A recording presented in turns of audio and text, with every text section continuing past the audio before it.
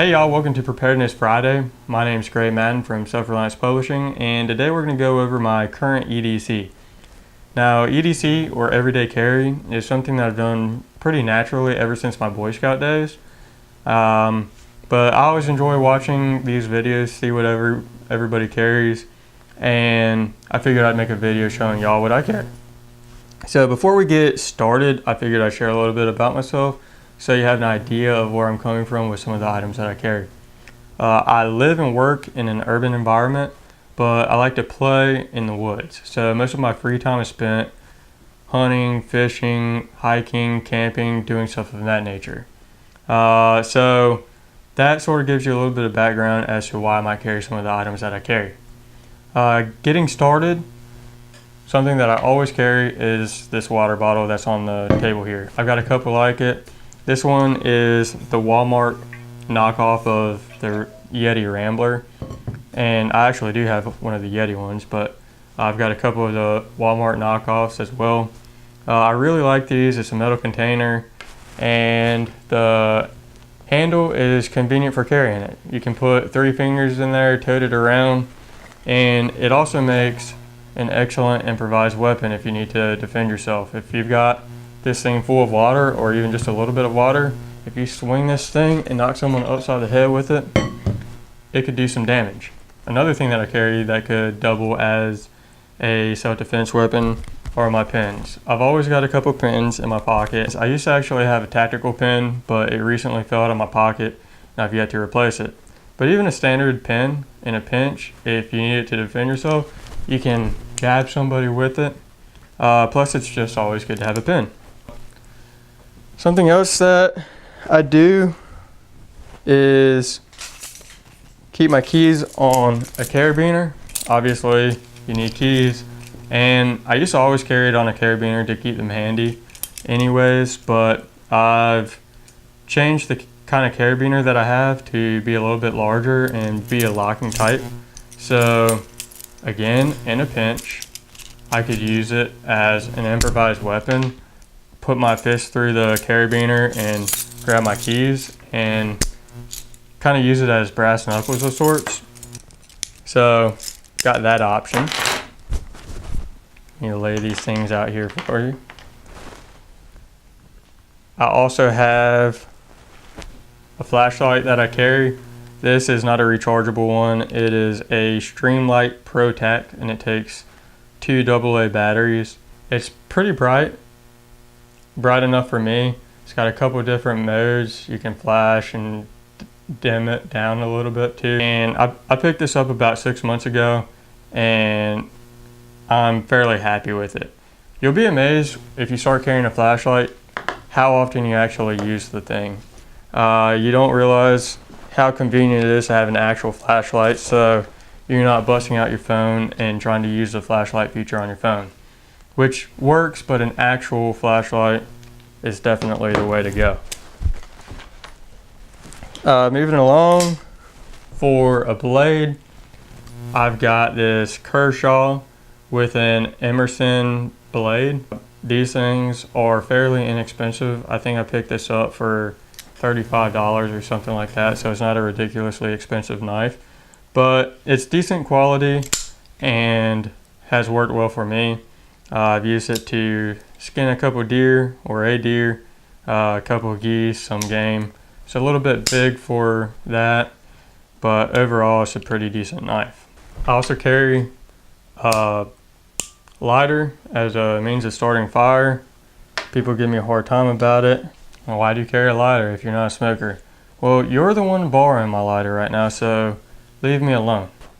Again, it's one of those things you carry, and you'd be amazed how often you actually use it. Obviously, I've always got my wallet with me.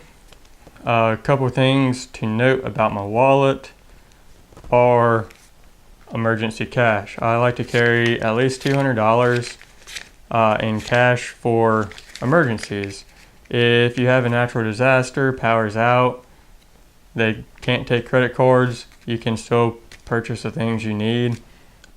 Even if you just have a personal emergency and your card gets shut down for some reason, flagged for fraud or something like that, we've always been in a situation where the card's not working. If you have a little bit of cash to get yourself out of that emergency, that's always better. And I keep my emergency cash separate from my petty cash. Like, I like to keep a few dollars around for those petty purchases, couple bucks here or there, where you feel kind of bad to whip out a credit card and have the business incur that expense for a couple dollars. Another thing that I have, which might be overkill, but it's something that I enjoy doing for my backpacking and hunting adventures, is a little wallet fishing kit.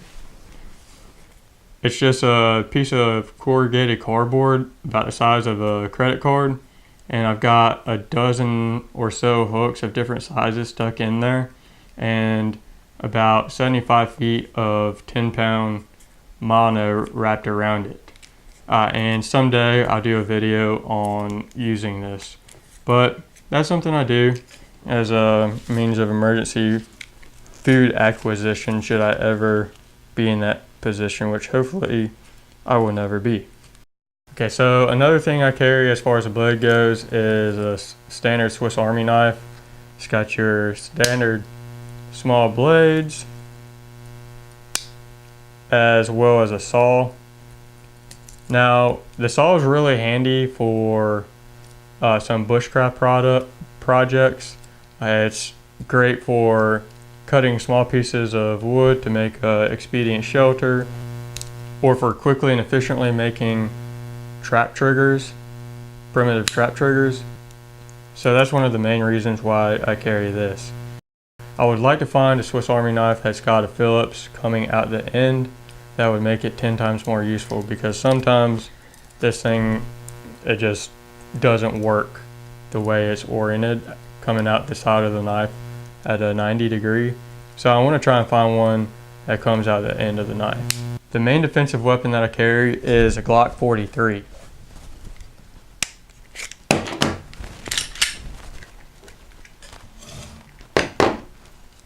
That's my firearm that I've been carrying as a everyday weapon. I got a concealed carry permit here in North Carolina, and I carry just about everywhere I go, anywhere that's legally allowed. It might look like I'm uber paranoid with all these options for defense, but I really am not. I pointed out the keys and the pen and the flashlight as a potential means of self-defense. I would rather use all means possible to de-escalate a situation and to defend myself or others before using deadly force. I'm a pro-life individual, and taking somebody's life is the last thing I want to do. Even if they're complete scumbags, there is a possibility that they can turn their life around. I would like to offer them that possibility if I can. So I would definitely use some of these less than deadly measures before I go to lethal force. That being said, if it's necessary to take a life to save other innocent lives, I would do it if I have to. So Glock 43, I've experimented with a couple holsters. The one that I've gotten most recently is this Remora, and I got the tuckable one. I'm extremely happy with this holster.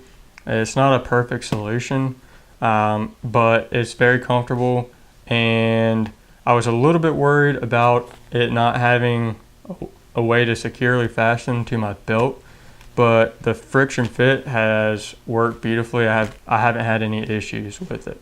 So highly recommend the Remora based off of my use over the last couple months. I'm not looking for other holsters at this point in time, if that says anything. So that's my current everyday carry. I'd like to hear your feedback, some things that I might be overkill on, some things that I might have missed. So feel free to comment below. Let me know what you carry. I'd love to hear your feedback. As always, I appreciate every like, every comment, and every subscribe. Thank you for watching, and we will see you next time.